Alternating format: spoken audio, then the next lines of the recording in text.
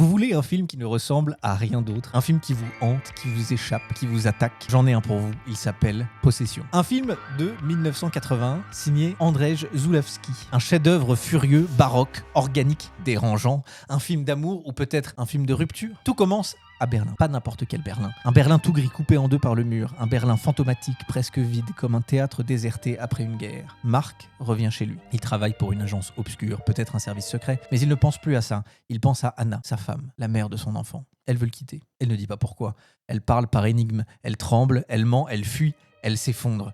Marc perd pied, il enquête, il cherche, il interroge, il supplie, il crie, et ce qu'il découvre dépasse tout ce qu'il pouvait imaginer. Parce qu'Anna ne le quitte pas pour un autre homme, elle le quitte pour autre chose, quelque chose qu'elle nourrit, quelque chose qui vit caché dans un appartement désert, quelque chose de visqueux, de monstrueux, de vivant, quelque chose qu'elle aime. Et là tout bascule. La réalité se fissure, les dialogues explosent, les corps deviennent fous, on hurle, on saigne, on s'effondre dans des couloirs vides. Il y a cette scène au milieu du film dans un tunnel, Anna seule, elle convulse, elle vomit, elle rit, elle pleure, elle accouche d'un monde qui n'existe pas. C'est une scène qu'on ne peut pas oublier.